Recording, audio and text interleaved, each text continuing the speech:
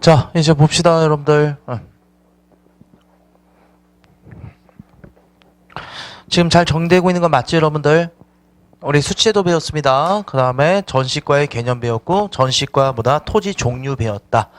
전시과 토지 종류 몇 번만 더 하시면 되겠죠? 그쵸? 자, 그래서 우리 이렇게 했으면 됐고요. 이제 전시과 주대 변천 들어가면 되겠습니다. 변천 들어갑시다. 변천.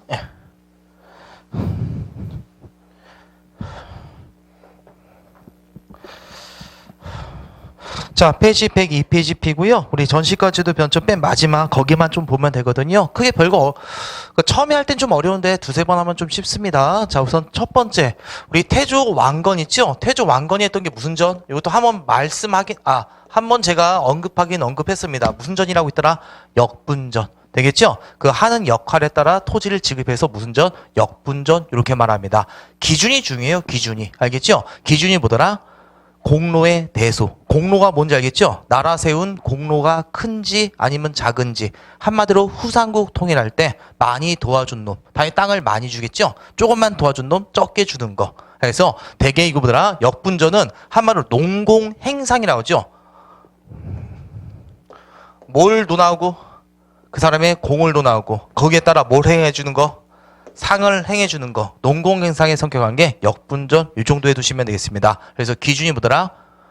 공로의 대소, 인품의 선악, 사람이 착하고 나쁜지. 되게 객관적 아니면 주관적? 이건 다 누가 태조 왕건이 직접 평가하는 거죠? 주관적 토지에도 거기 뭐더라? 역분전.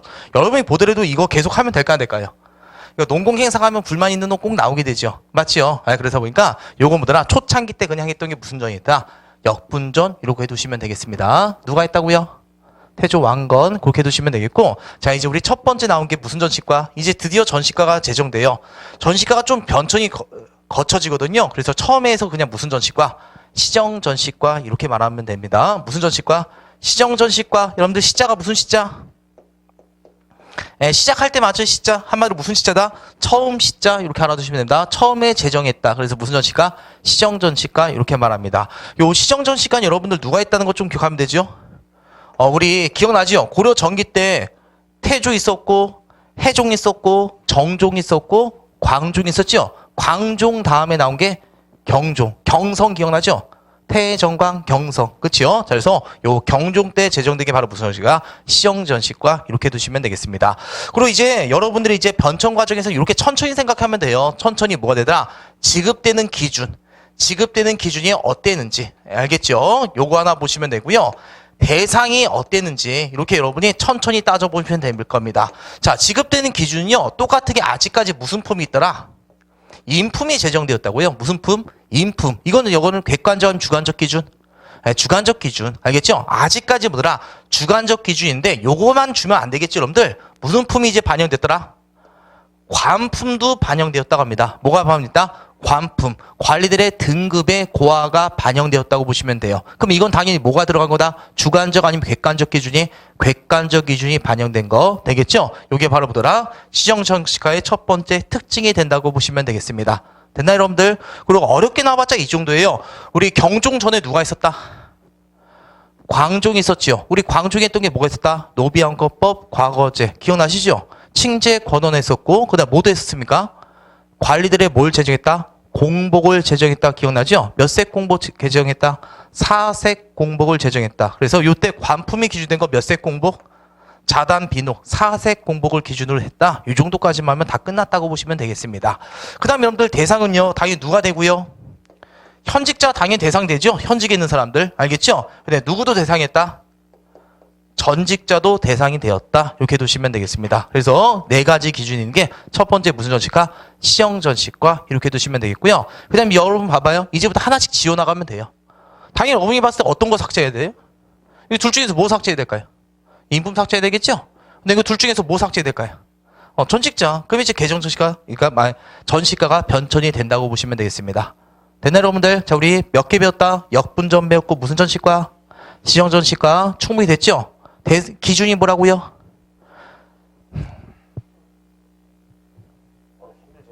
죽는 거 아니야, 강의하다가, 씨. 자, 인품과 관품. 되겠죠? 그 다음에 대상은 뭐더라? 전직자와 현직자 그렇게 들어가시면 되겠습니다. 자, 그럼 이제 한번 고쳤습니다. 우리 고칠 때 무슨 정식이라고 하죠? 개정전시가 이렇게 말합니다. 개정전시가. 개정시간 누구 때 되었다? 목종 때 되겠죠? 목종 때 되었던 게 개정전시가. 여기서는 암기하기가 좀 힘들 겁니다. 자, 이 개정전시가 있죠? 요 개정전시가 때 여러분들 이제 어떻게 들어가면 됩니까? 지급되는 기준 뭘 삭제하면 되지요? 인품 삭제 되겠죠? 그쵸? 예, 잘했습니다. 그래서 뭐가 이제 기준이더라? 관품만 오직 기준이 된다고 보시면 돼요. 여기서 가장 커다란 특징 뭐가 삭제되었다는 게 특징이더라? 인품. 한마디로 나 주관적 요소가 빠지게 되었다. 좀 더 객관적인 토지 제도로 바뀌었다는 거 알 수 있겠죠? 그리고 아직까지는 누구와 누구한테 줬다? 전직자와 누구한테까지? 현직자. 계속 요건 지급되었던 것입니다. 변화된 내용 알 수 있겠죠? 여러분들. 그리고 밖에 군인정과 한해가가 설치된 게 요때인데 아직까지 그거 하지 말고 여기까지 기억 잘 해두시면 되겠습니다. 자, 그럼 이제 우리 마지막 들어가면 되거든요. 우리 다시 경자라고 해요. 다시 경자. 다시 제정됐다. 그래서 무슨 전시가? 경정 전시과 이렇게 두시면 되겠습니다. 자, 그럼 이제 뭐가 또 이건 그대로 보면 되겠네요. 뭐만 기준이더라? 관품. 이제 뭐만 기준이더라? 이제 어떤 거 삭제하면 될까요? 전직자 삭제해야 되겠죠? 전직자 되겠죠? 그래서 누구한테만 줬더라? 현직자한테만 지급했더라. 그래서 관품과 현직자한테 줬던 거 이게 무슨 전시과? 경정전시과. 누구 때 되었더라?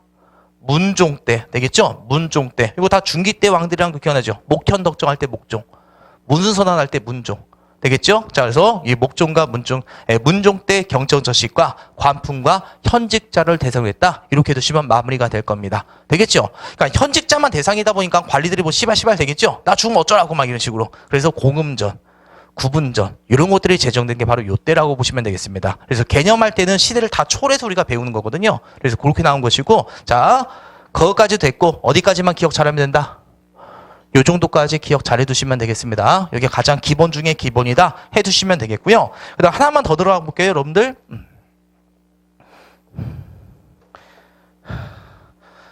시대가 가면 갈수록 여러분이 봤을 때 지급 기준 어떻게 됐어요? 지급 기준. 지급되는 기준은 어떻게 되었었죠? 지급 기준은 약화됐으면 강화되었어요? 지급 기준 좀 더 뭐더라? 강화되었다? 여기 들어가시면 됩니다. 좀 더 객관적으로 변했잖아요. 맞죠? 그래서 지급 기준보다 강화되었다. 그리고 알아두세요. 우리나라 토지도는요, 전근대적 토지도 시간이 가면 갈수록 다 어떻게 되었다는 거 기억하면 됩니까? 기준이 다 뭐더라? 강화되는 방향으로 갔다. 이렇게 해두시면 되겠습니다. 자, 그래서 지급 기준은 강화되고요. 그다음 지급량은 어떻게 됐을까요? 지급량은 가면 갈수록 줄 토지는 내가 많아진다면 줄어들더라. 줄어들 수밖에 없는 구조라고 했었죠? 그래서 지급량은 뭐더라? 줄어들었다. 이렇게 두시면 되겠습니다. 우리나라 토지에도 변천 다 이딴 식으로 변화돼요. 점차 국가의 토지 지배력은 강화되고 토지 지급 기준은 강화되는 방향으로 되겠죠? 그 다음 지급량은 더 뭐더라? 축소되는 방향으로 가더라. 이렇게 두시면 되겠습니다. 그리고 이것이 무슨 정면 때 이제 끝나게 될까요? 네, 무슨 정면을 계기로 해서? 무신정면을 해서 이 과전법은 완벽하게 무너지게 된다. 이렇게 두시면 되고요. 그래서 그 대신에 무슨 전을 지급했다고 합니까? 녹과전을 지급했다고 하거든요. 녹과전. 이건 뭐가 기준이다? 경기도에 한해서 지급했던 게 녹과전. 예.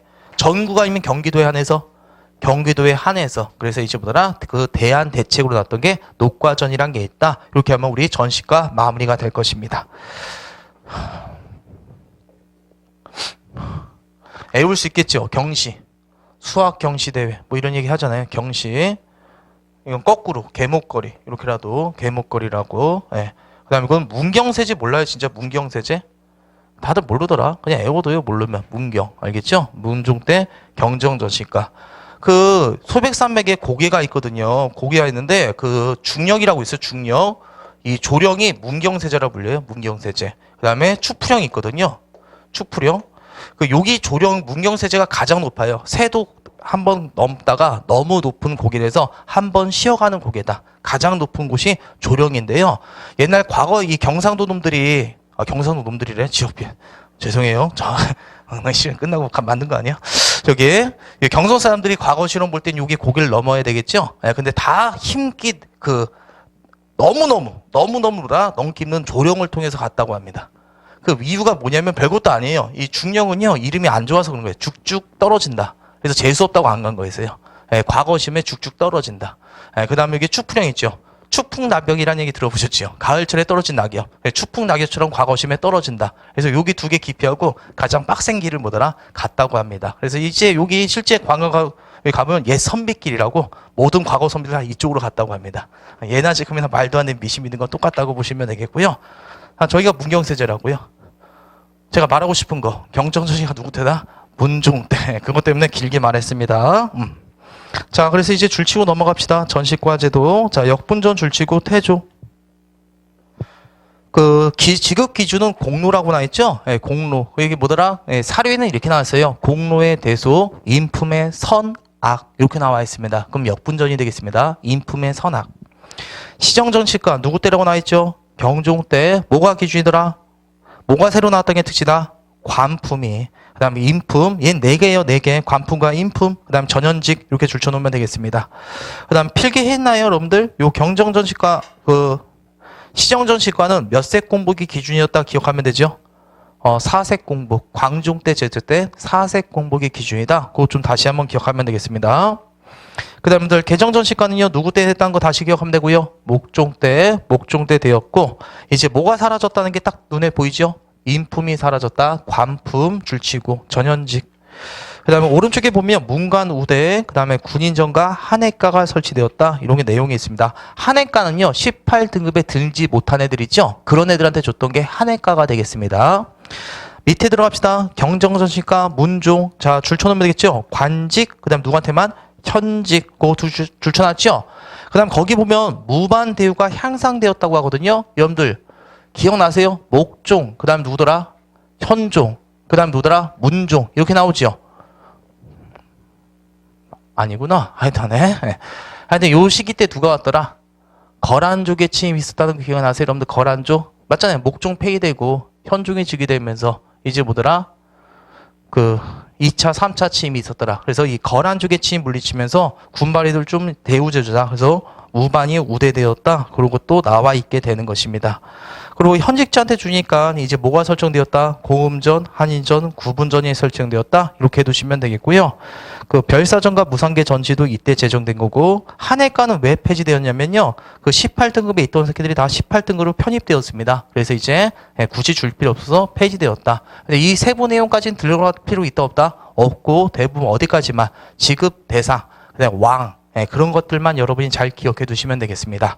자, 여기까지면 드디어 어려운 토지제도가 마무리되었다 들어가시면 되겠고요. 오른쪽 날개 쪽지는 따로 안 봐도 될 것 같아요. 참고 자료는 다 설명했던 것이고 103페이지로 갈게요. 자, 103페이지. 자, 지금까지 우리가 월급 준 토지, 전시과를 배웠다. 그 다음에 이제 우리 거기 줄쳐져 있죠? 아까쯤 확인했었는데 개인 사유지를 뭐라 하더라? 민전이라고 하더라. 그렇게 두시면 되겠고요. 전시과제는 언제 무너졌다는 것만 들어가면 돼요. 무슨 정변 이유? 무신정변 이유. 그 다음에 거기 무슨 전 지급한다고 나와있습니까? 녹과전. 여기 녹과전은 어디에 한해서만 지급되다? 경기도에 한해서만 지급되었다. 그리고 권본세족이 뭘 형성한다고 나와있습니까? 농장 형성이라고 하죠? 이 농장은 뭘 말한다? 많은 토지를 소유하면 농장 이렇게 말하게 됩니다.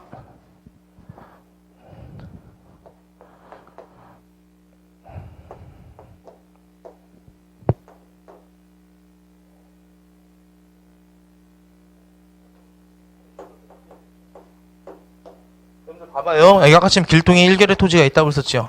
그 다음 뭐 B라는 새끼도 있고 토지가 있고 뭐 D라는 놈도 토지가 있고 얘는 다 수조권자가 결정되겠죠. 그냥 제가 이거만 권문세족이 이렇게 땅을 가져간 거예요. 얘네가 어떻게 경기를 해서 가져갔더라? 산천을 경기로 가져왔다고 하죠. 그럼 예를 들어서 뭐 권문세족 1이라고 보십시다. 권문세족 1이 와가지고 이렇게 결정해요. 나 여기서부터 여기까지 다 내 땅 소유권을 뺏어간 게 수조권을 뺏어간 거예요. 그럼 한순간에 여기 얘네를 다 누구한테 세금 바쳐야 된다? 얘한테 바쳐야 되죠. 이게 되나요, 이거? 근데 권문세족 2가 나와요. 그래서 이 새끼 또 이래요. 여기서부터 여기까지 내 땅 이렇게 설정한다고 보시면 돼요. 됐나요, 여러분들? 그럼 얘는 세금 몇 번 내야 돼요? 한 번, 두 번 내야 되죠. 근데 권문세족 C라는 새끼가 또 나와요. 그러더니 또 뭐더라? 여기서부터 여기까지 내 땅. 그러면 주인 몇 명 됐어요? 3명 됐지요. 그래서 한 토지보다 주인이 8명 내지 9명 된다. 그런 사료가 나올 겁니다.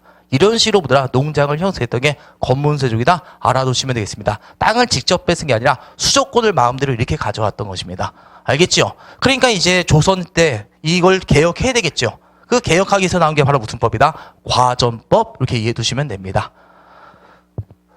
이해됐나요? 제가 말하고 싶은 거 한 토지의 주인이 8명이나 9명이나 되고 농민들은 송곳 꽂을 만한 땅도 없었다. 이론사로 나왔다. 고려 언제더라? 말이더라. 알아두시면 되겠습니다. 자, 그럼 이제 드디어 토지제도가 다 끝났습니다. 어려운 토지제도가. 자, 그 다음에 수조권적 토지제도를 뭐라 한다는 거 줄쳐놓으면 되고요. 전주 정객제 그렇게 좀 알아두시면 되겠고요. 알겠죠? 그 다음에 거기 소유권에 따른 구분, 공정과 사전, 그 다음에 수조권에 따른 구분 하지 마세요. 그거 괜히 설명하다가 여러분들만 더 힘들더라고요. 알겠죠? 넘어가셔도 될 겁니다. 그 다음에 됐어요. 그 전주 정객제라는 것만 딱 기억하면 되겠고 밑에 보세요. 전시과 개정에 따른 등급별 지급 액수 변화 있죠. 시간이 가면 할수록 많아진다면 줄어든다. 느낌상. 줄어든다는 거 알 수 있겠죠? 지급 기준도 뭐더라? 강화되었습니다. 눈으로만 보고 따라와봐요. 경종 때 시정전시가 기준이 뭐였다? 관품과 인품, 대상은 전직자와 현직자. 되겠죠? 그 다음에 목종 때 개정전시간이요. 지급 대상은, 지급 기준은 관품만, 대상은 전직자와 현직자. 되겠죠? 그 다음 경정전시간 때 뭐더라? 관품만 현직자한테 주었다. 그거 까먹지 마시길 바라겠습니다. 다 됐지요? 자, 그러면 이제 개념 확인 들어가도록 하겠습니다. 자, 1번 들어갈게요. 고려 성종 때 설치되었으며 충군기 때 곡식 나눠주고, 자, 추수 때 갖게 했던 거. 이거 무슨 법? 아, 무슨 법이 아니시다. 무슨 창? 의창이라고 하죠? 나 여기다 진대법이라고 적어놨어.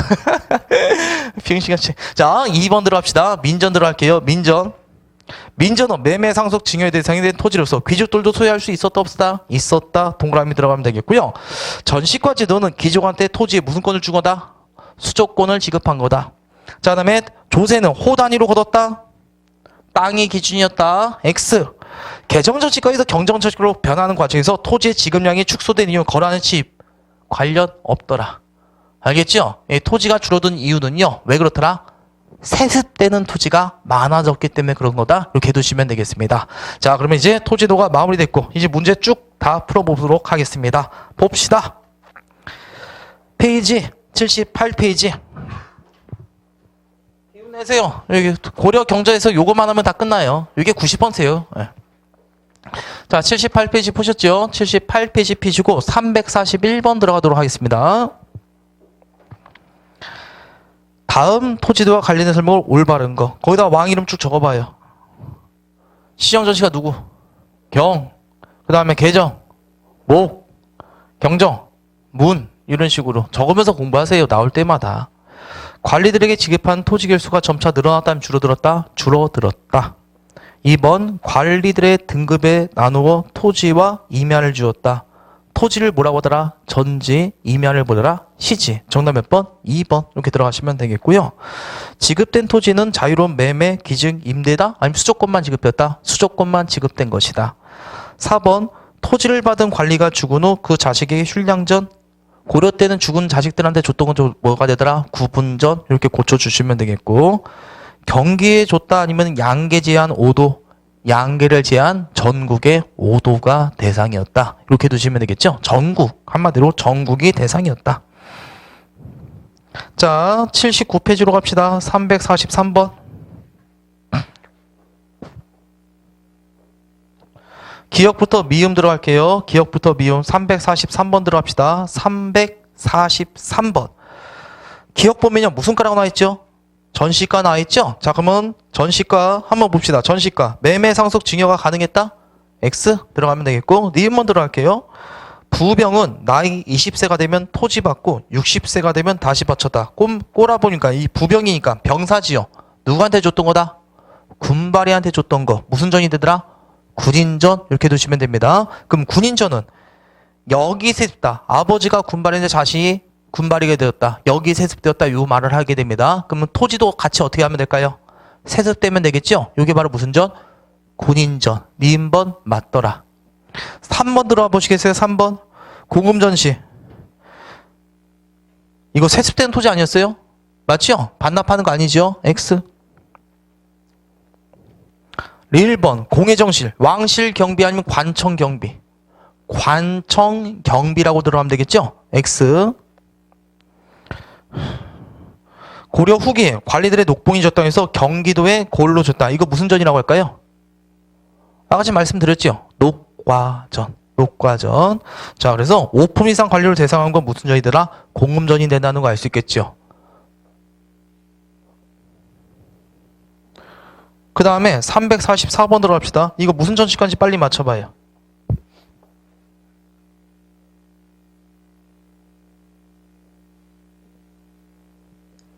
자단 비록 몇 세 공부? 4세 공복이 기준이죠. 그럼 무슨 전시과? 시정전시과. 이렇게 찾아 들어가시면 됩니다. 되겠죠? 네. 아니, 그 자단 비록 보이잖아요. 우리 광종 때 제정된 4세 공복을 기준으로 했다. 시정전시과. 이렇게 두시면 되겠습니다.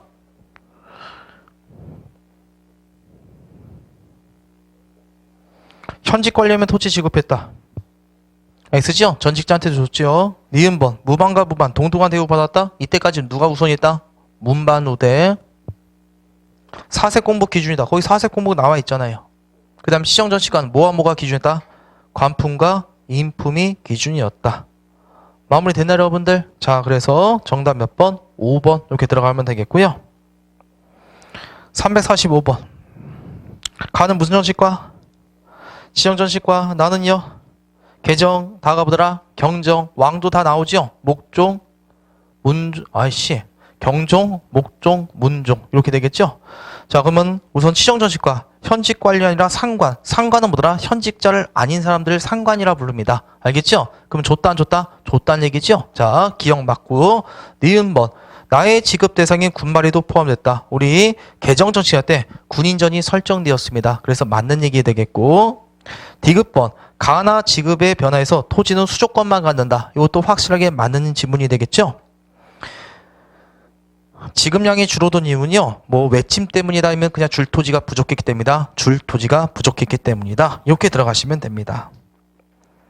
자, 그러면 이제 여러분이 풀어야 될 문제 346번부터 348번까지 우리가 웬만큼 해놨어요. 맞죠? 500 해놨으니까 금방 풀 수 있겠죠? 세 문제 쭉 풀어보면서 정리해 두시길 바라겠습니다.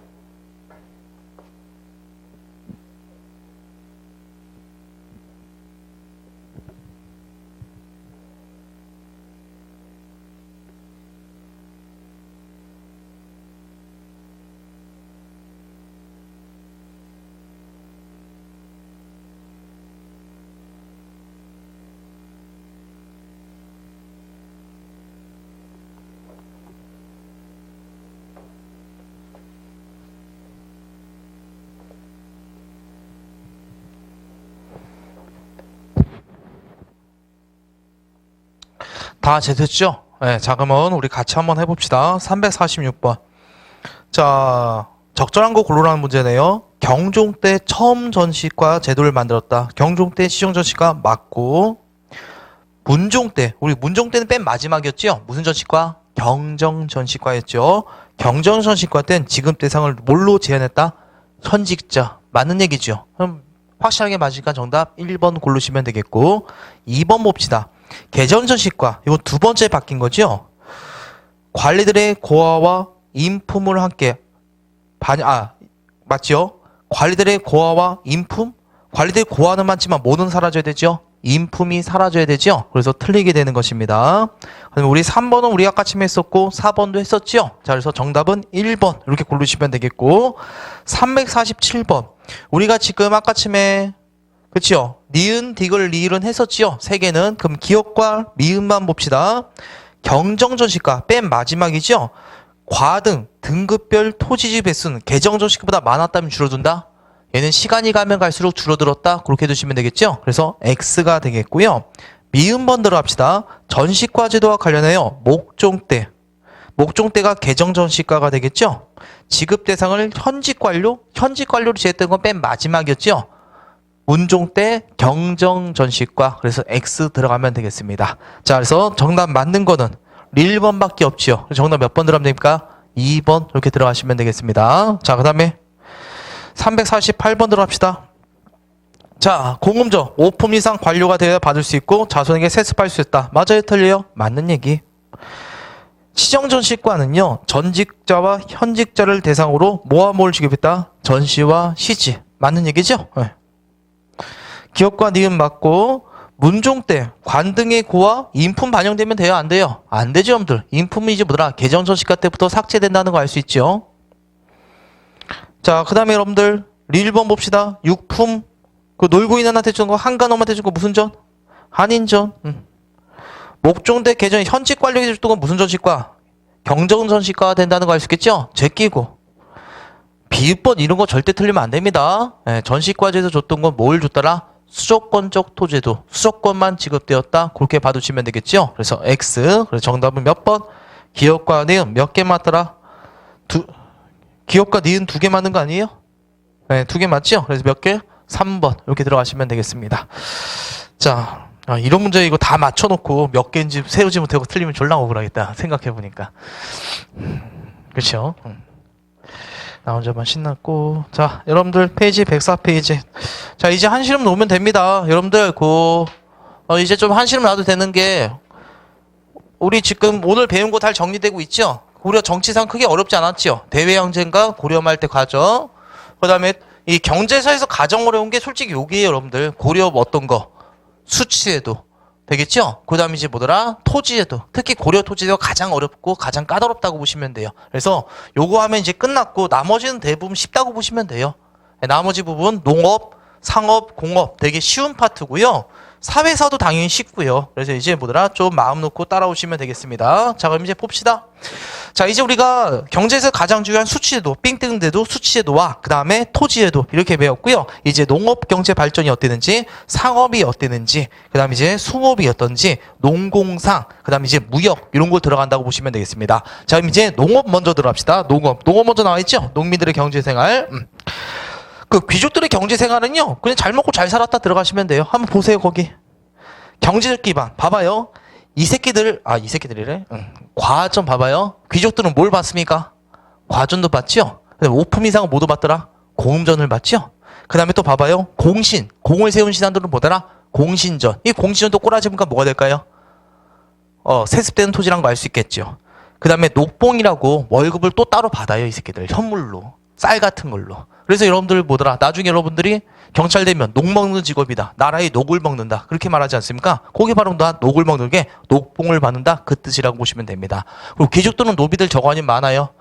많지요? 그 외건으로부터 뭐더라? 이제 직접 뭐더라? 세금을 받기도 하고요. 자신이 거느린 노비들이 있거든요. 걔네들한테 뭐다? 일도 부려먹고 물건도 만들어서 팔면서 잘 먹고 잘 살았던 게 귀족들이 되겠습니다. 그리고 봐봐요. 얘네들은 이것뿐만 아니라 뭐도 갖고 있을까요? 민전을 또 따로 갖고 있단 말이에요. 이렇게 월급을 많이 받으면서 민전을 따로 갖고 있으니까 잘 먹고 잘 수밖에 없는 것입니다. 아시겠죠? 그리고 이 민정 같은 건 이제 뭐더라? 농민들한테 소작을 주게 되는 것이고요. 부러운 인생이죠. 자, 농장 소유했다. 그렇게 봐주시면 되겠고. 그리고 또 고리대. 예나 지금이나 뭐더라? 그 돈 없는 사람 피 빨아먹는 거. 이 고리대는 그 고대 때부터 있었던 거 신기하잖아요. 고구천왕 때부터 고리대, 그렇죠? 인간들 못해 처먹어가지고. 자, 그다음에 생활은요. 그건 잘 먹고 잘 살았다. 그 정도 봐두시면 되겠습니다. 자, 그럼 이제 농민들의 경쟁 한번 봐요. 농민들의 경제생활. 경제 기반 봅시다. 따로 이게 다 줄칠 필요 없어. 지금 쭉 읽어만 보면 돼요. 자, 우선 일명 뭐더라? 민전 경쟁한다. 이 민전이 무슨 농이 되더라? 민정경작하는 애 무슨 농? 자영농. 자기 땅이었고 남의 땅을 빌린 애 무슨 농? 소작농. 농민들의 삶은 뭐더라? 이렇게 힘들었다 들어가시면 돼요. 자소작농도 있을까요? 없을까요? 어렵나? 아니 자기 땅이 있으면 자작농, 자기 땅이면 소작농. 그럼 자기 땅이 있으면서 소작도 할 수 있다 없다? 있겠죠. 오늘날 투잡 있잖아. 투잡 알겠죠? 네, 자기 땅도 하고 남의 땅을 빌릴 수 있습니다. 이런 걸 무슨 농? 자소작농 이렇게도 말합니다. 그러니까 농민들은 대부분 보다 한마디로 땅 경작하면서 먹고 살았다. 그런 내용이 되겠고요. 품팔이. 품팔이 지금 제가 하고 있는 거, 노동력 바치는 거 이런 것들 얘기해 보더라. 품팔이로 보더라. 생계 유지했다. 알아두시면 되겠습니다. 되겠죠? 자, 그다음에 경작지 확대 봐봐요. 황무지와 진전. 이 황무지와 진전 농사 지을 수 땅 없는 땅, 잘 안 되는 땅 이것들 뭐더라? 개간하거나 그다음에 뭐더라? 간척 사업했다. 이런 내용이 나와 있습니다. 자, 이제 여러분이 알아둘 건 이제 뭐더라? 가로수 한번 농업 기술의 발달 들어가도록 하겠습니다. 자, 우리 여러분들 고대면 어디서부터 어디가 되죠? 고대가 어느까지? 예, 남북국 시대까지가 고대가 되겠죠? 남북국 시대까지의 농업 기술은요, 딱 하나밖에 없었어요. 철제 시대 때 나왔던 거. 무슨 농기구 사용하는 거? 예, 철제농기구. 예, 철제농기구가 하나밖에 없어요. 이 철제농기구는 왜 이걸 이용한 거죠? 땅을 뭐 하기 위해서? 깊게 갈아엎는 것이죠. 그게 철제농기구. 그리고 사람보다 더 중요한 게 뭐가 되죠? 힘센 게, 중요한 게 아니죠. 소가 더 중요하면 안 되죠. 예, 사람보다 더 힘센 게 뭐더라? 우경. 그래서 옛날, 우리 아버지가 그렇게 말하더라고요. 우리 아버지 때도요, 딴 집에서 소를 한번 빌려오지요. 예, 조선시대 때도 아닌데. 5일치 가서 일해줘야 되는데, 사람은 가서. 소를 하루 빌리면 사람이 가서 보더라 5일치 일해줘야 된다. 그만큼 소가 귀중했다고 보시면 됩니다. 그러니까 소가 있으면 밭을 한번 쫙 깔아버리니까 그래서 좀 더 효율적이었다. 그러니까 소 잡아먹는 거 미친놈이죠. 그렇죠? 예, 옛날 조선시대는 그만큼 중요했으니까 농민들한테 가장 커다란 재산이었다고 보시면 되겠습니다. 자, 하여튼 철제농기와 우경 사용했죠. 이걸 무슨 법이라고 합니까? 깊을 심자 박갈경자. 그래서 이걸 무슨 법이라고 합니까? 신경법 이렇게 말합니다. 한마디로 우리 남북시대가 몇 세기까지더라? 10세기까지죠. 거의 뭐더라 변화가 없다고 보시면 그냥 땅만 뭐더라 깊게 가는 요 기술밖에 없었습니다. 자, 이제 우리는 이게 고려가 되겠죠. 고려를 이제 우리가 중세라고 하거든요. 이제 고려 시대 때 어떤 변화가 있는지 들어가도록 하겠습니다. 자, 이제 신경법은 점차 어떻게 될까요? 너도 나도 많이 됩니다. 그래서 이걸 무슨화 되더라? 일반화 된다. 그렇게 들어가시면 돼요. 일반화. 웬만한 이제 농사기에서는 뭐다? 우경과 철제농기구는 다 보급되었다. 일반화되었다 들어가면 되고요. 가장 좋은 건 뭐가 있을까요? 아무리 땅을 갈고 엎어도 토지의 생산량은 어떻게 됩니까? 계속해서 떨어질 수밖에 없죠. 그러면 가는 것보다 더 좋은 건요. 토지에 직접 뭘 주면 될까요? 영양분을 주면 되겠죠? 그게 바로 무슨 법이라고 하더라? 줄시자. 비료를 준다. 그게 바로 무슨 법이 된다? 12법 들어가시면 되겠습니다. 드디어 12법이 뭐더라? 등장한 게 바로 어느 시대더라? 고려 때다. 이렇게 두시면 되겠습니다. 12법의 일반화 아니면 시작이더라. 시작. 그럼 이게 일반화는 여러분 뭔지 알겠죠? 100명 중에 90%다 뭐더라? 하는 걸 일반화라고 해요. 100명 중에서 12법이 되었다. 그러면 고려 시대 때는 뭐더라? 요 때는 뭐더라? 한 몇 명? 한 10명 이내. 좀 더 가면 이제 중간 되면 50명 뭐 이렇게 된다고 보시면 되겠습니다. 이때 이제 뭐더라? 12법이 뭐였더라? 도입되었다 들어가시면 되겠습니다. 이 12법 도입 엄청난 결과라고 보시면 되겠습니다. 농업 생산량이 이전보다는요 이제 2배 이상 한 번에 높아진 게 바로 무슨 법이 되더라? 12법 되겠죠? 그리고 옛날엔 여러분들 농업 시대지요. 그럼 농업 시대 때 농업 기술의 발달 그 모든 경제 활동이 다 바뀐다고 보시면 됩니다. 그래서 매우 중요한 변화니까 꼭 좀 기억해 두시면 되겠고요. 밭농사에서는 몇 년 몇 작이 되더라? 네, 2년 3작에 윤작법이 도입된다고 합니다. 2년 몇 작? 3작. 토지를 세 동분으로 나눠서 한다고 보시면 돼요. 봄에 재배하는 땅을 놔두고요. 가을철에 재배하는 땅이 있고요. 그다음에 또 하나 그냥 뭐다? 계속 쉬는 토지가 있습니다. 휴경지라고 해서. 이것을 계속 돌려짓기 한다고 보시면 돼요. 이 휴경지가 다시 추경지가 되고 되겠죠? 봄철이 보더라. 이제 추경지가 휴경지가 되고 계속 변화되는 거거든요. 이렇게 하면 1년에 몇 작이 나오더라? 1년에 몇 작? 1.5작이 나온다고 보시면 됩니다. 되겠죠? 그 다음에 2년 지나면 몇 작이 되더라? 3작 하는 거. 잘 모르겠죠?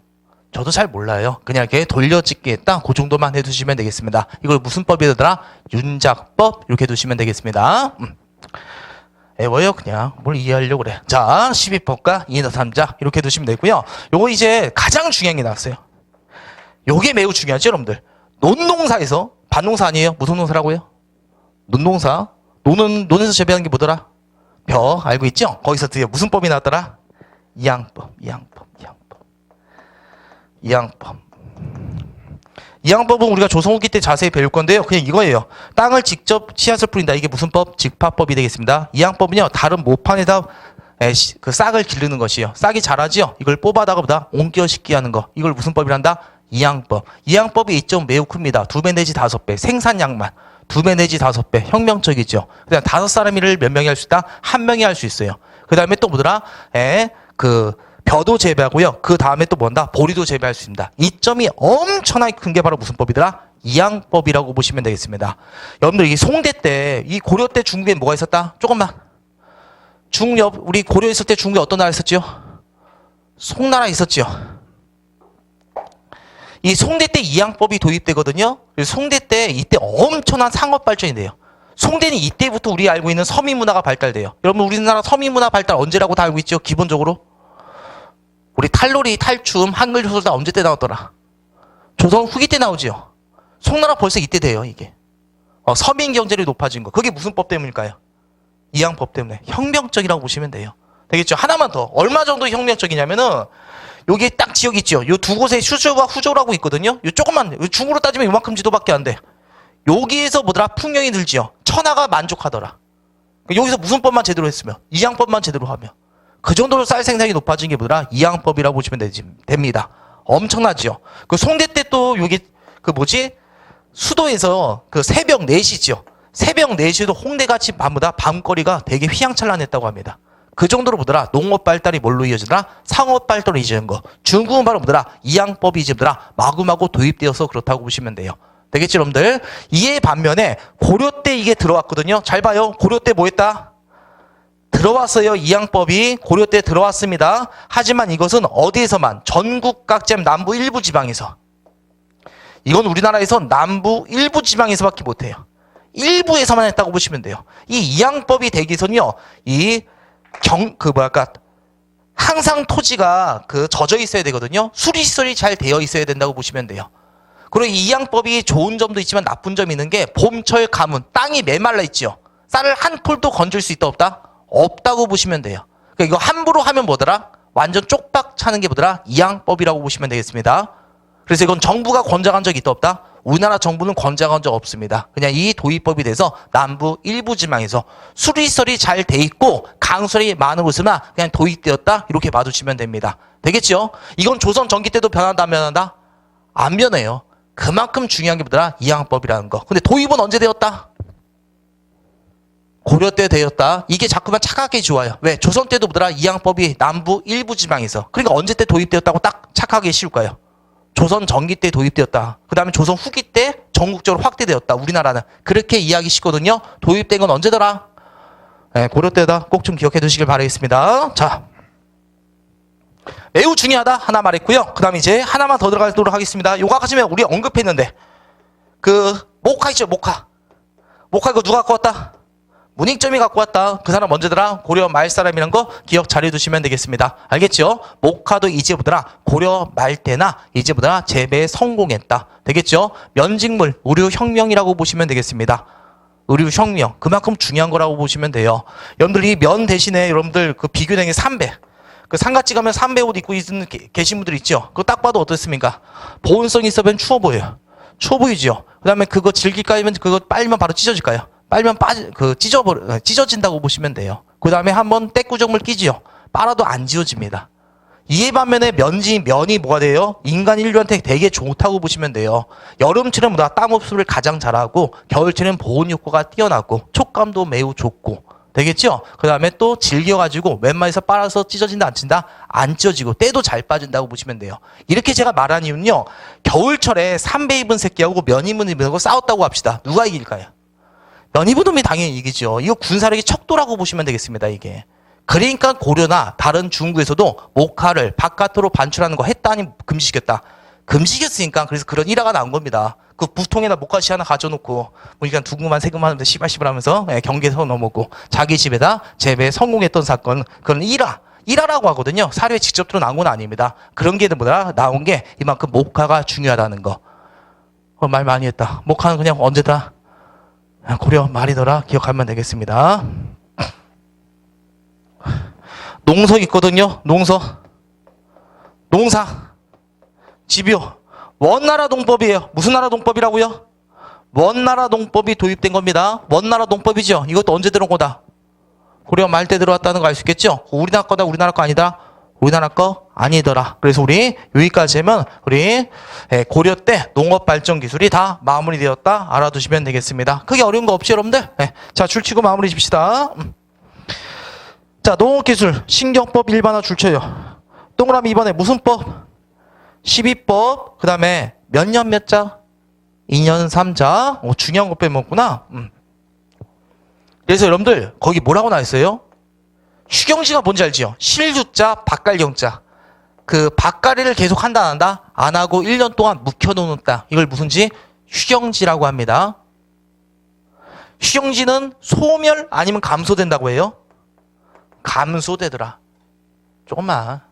12법이 도입되었죠? 전국적으로 확대된 건 아니죠? 근데 12법이 계속 발달하면 이제 휴경지는 없어지는데 이제 도입되었기 때문에 소멸 아니면 감소라고 한다? 감소. 소멸은 언제 되더라? 다음 시대 때나 된다고 보시면 돼요. 조선 시대 때나. 이때 전부 다 감소. 그래서 여러분들이 어디다 초점 맞추면 돼요? 휴경지 감소 줄치고 어디다가 별표? 감소에다가 소멸이 아니라는 거 알아두시면 되겠습니다.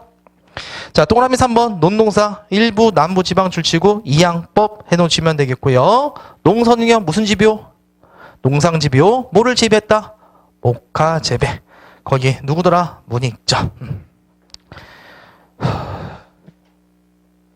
농민들은 항상 몰락하고 있죠. 자, 그래서 그 정도 해두시면 되겠고. 자, 그 다음에 이제 숭업의 활동. 이 숭업도 예전에 다 했기 때문에 금방 끝난다고 보시면 돼요. 농업 정의된 건 맞지, 여러분들? 농업 관련에 문제가 있나? 따로?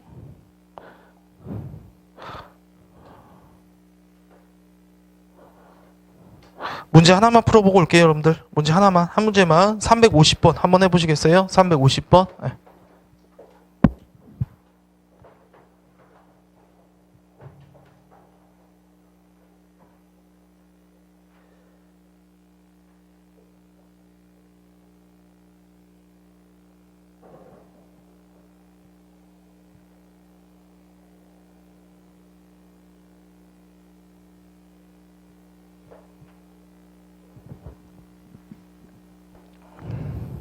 자, 350번. 강화도의 간척 사업이 추진되었다. 강화도 간척 사업은요, 여러분이 느낌상 언제 때 많이 되었을까요? 느낌상 우리 강화도로 도망간 적 있었는데. 모신정변 때. 되겠죠? 그때 강화도 간척 사업이 많이 일어났습니다. 그 다음 연해안 저습지 개간 수리시설 확충했다고 하죠? 그랬나 보다 넘어가면 되고요. 여러분이 알고 있는 거 있죠? 무슨 지표 하나 배웠었죠? 농상지표 배웠죠? 그럼 어느 시대다? 고려시대 들어가시면 됩니다. 그럼 고려 때 농업 발전만 고르면 돼요. 목화재배 전국적 확산? 문익점 앞마당에서만 시작. X. 2번 벼와 보리의 이모작지요? 이모작이 이양법과 관련이 있다고 보시면 돼요. 이거 확대되면 돼요? 안 돼요? 안 되더라. 12법의 발달, 12법이 등장한 건 맞죠? 근데 거기 뭐가 나와 있어요? 휴경지가 어떻게 되었다? 소멸. 소면이라 뭐라 했었죠? 감소 또는 축소되었다. 이렇게 들어가시면 되겠습니다. 그래서 X. 일부, 남부 일부정에서 뭐가 도입되었다? 모내기법. 아, 제가 모내기법을 이양법이라고 설명 안 했나? 그랬구나. 생각해보면 그러네요. 모내기법이 이양법입니다. 싹을 직접 뿌리죠? 그럼 이게 직파법. 목판에다 뭐가 자라죠? 이걸 뭐라고 한단 말이에요? 모를 떼다가 다시 심어 놓는 거지요. 그래서 싹을 옮겼다. 무슨 법? 이양법. 이걸 우리나라 말로 뭐더라? 모를 낸다. 그래서 무슨 법? 모내기법. 이렇게 말합니다. 죄송해요. 그거 말 못해서. 그러면 이제 정답은 나오죠, 여러분들? 4번 이렇게 두시면 되겠고요. 담배, 채소, 약초 재배. 이건 조선 후기 때 들어와요. 담배. 알겠죠? 조선 후기 때 임진왜란 때 이후에 들어왔다고 합니다. 정조도 담배 되게 좋아했다고 하더라고요. 쓸데없는 얘기 했어요. 죄송해요. 입이 시커르신 겁니다. 하여튼 이거 조선 후기 때다. 이렇게 두시면 되겠고. 여기 마무리 됐나요? 네.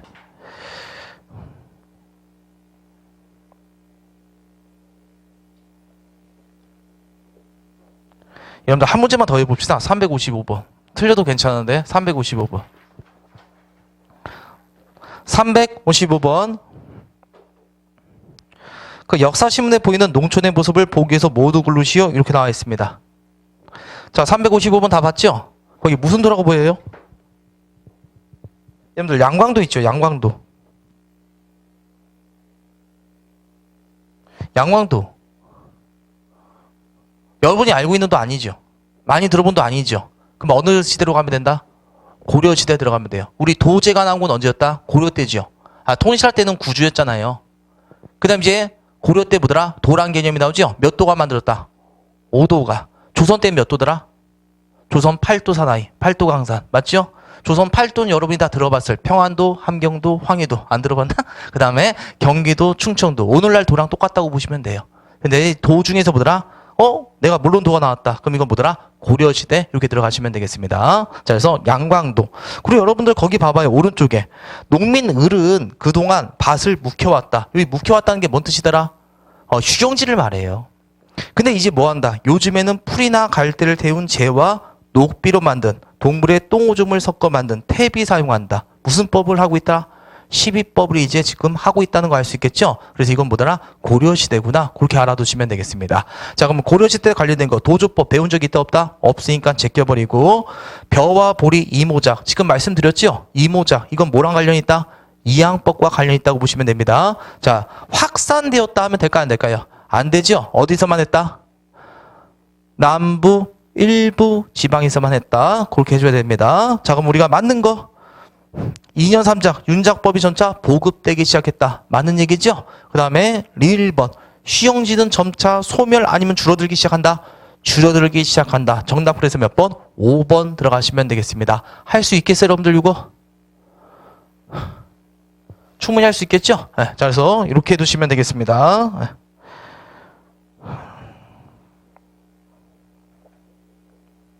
이해된 거 맞지 여러분들?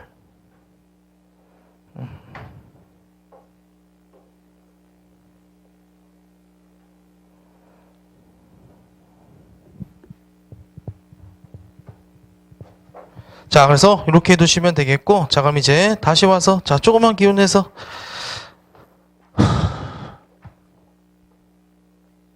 기운 냅시다. 여러분들 우리 토지에도 여기가 제일 중요한 거. 나머지는 편하게 따라오시면 돼요. 이제 우리 뭐 봅시다. 농업 변화 받고 이제 어디 봅시다. 어디 변화?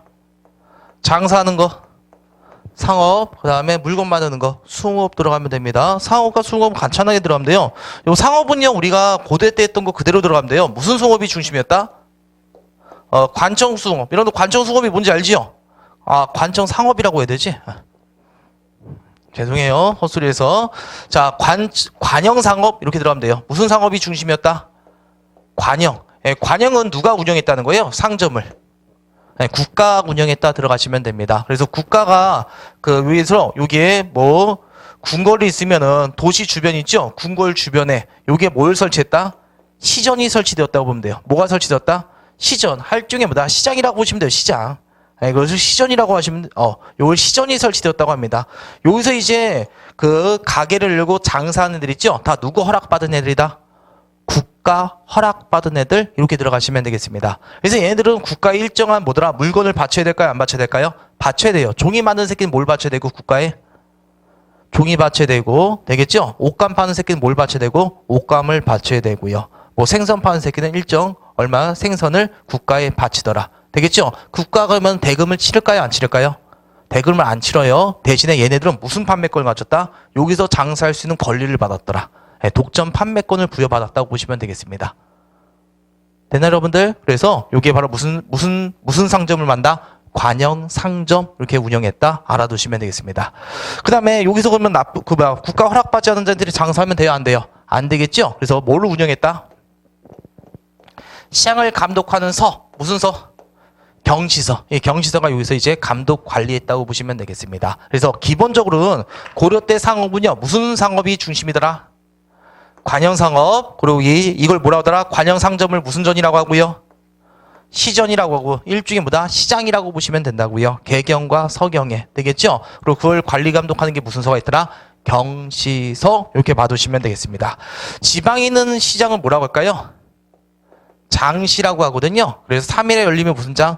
3일장. 5일마다 열리면 5일장. 하지만 장시는 이게 상설화 된다 안 된다? 안 되고 활성화도 되었다 안 됐다? 안 되었더라. 그러니까 우리나라는 여러분들 이렇게만 기억해요. 조선 후기까지 우리나라는 뭐다? 자급자족 경제체제다. 이렇게 들어가면 돼요. 거기 상업과 숭업이 많이 발달했다 안 했다? 안 했다는 거. 아시겠죠? 자, 그래서 관영상업 중심이다.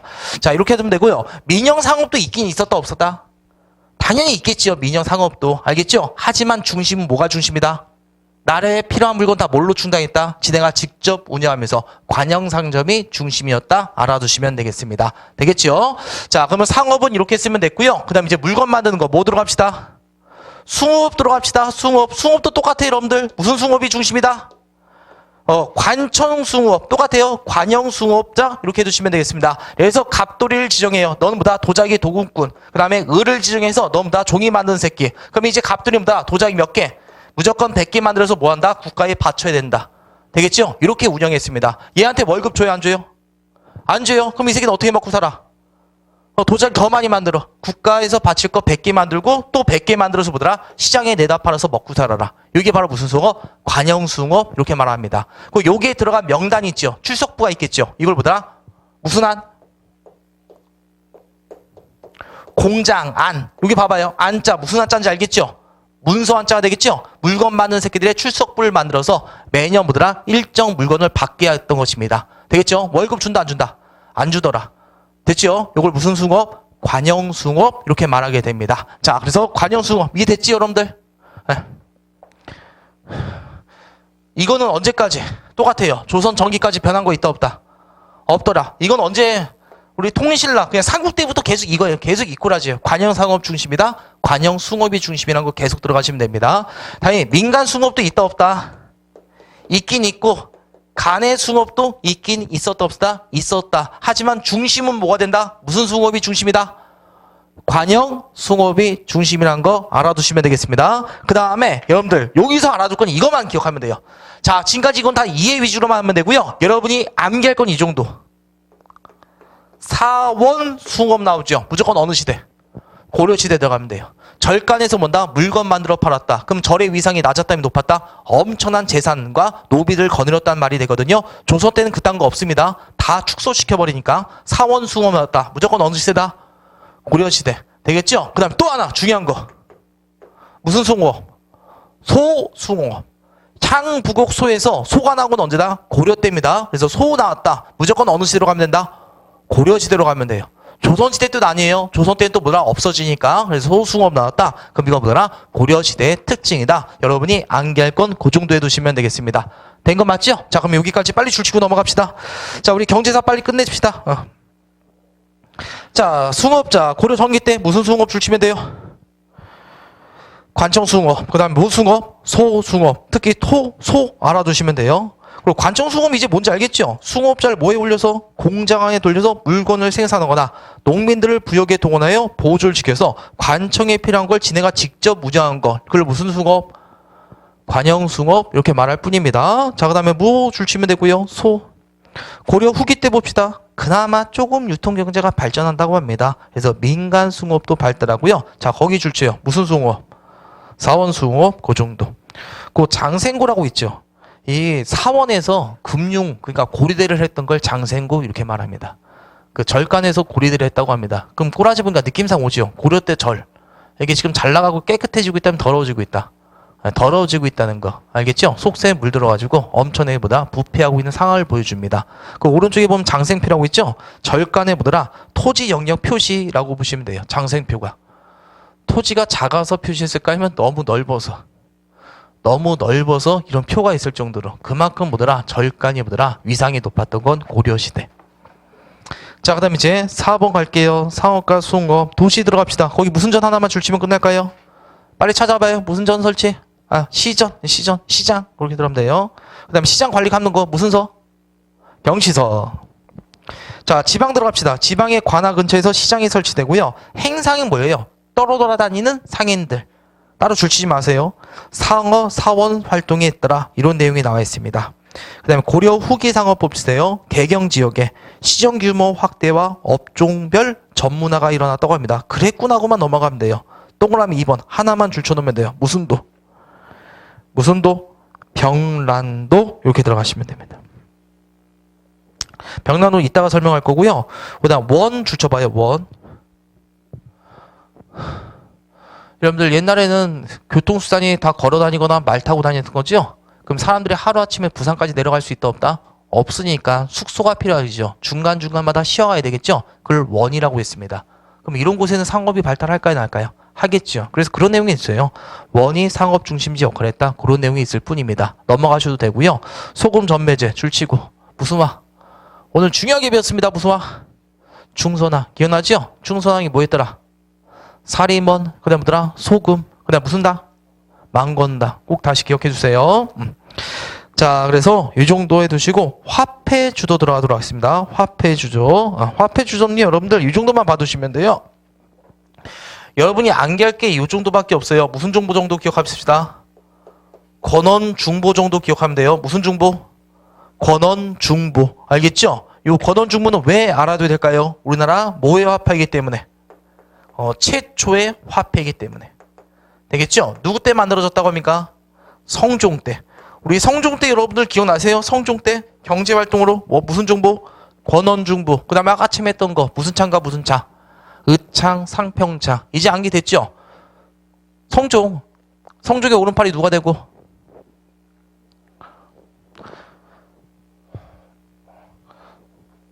성종제 최승우라는 사람이 있었죠? 그 다음 정치로는 몇 성 몇 부제? 2성 6부제. 지방제도 뭐더라? 12분봉 설치, 향제도 마련. 그 다음에 그 교육사업으로는요. 국자감 설치, 과거제 정비, 경제활동 이것 정도 기억하면 돼요. 무슨 정보?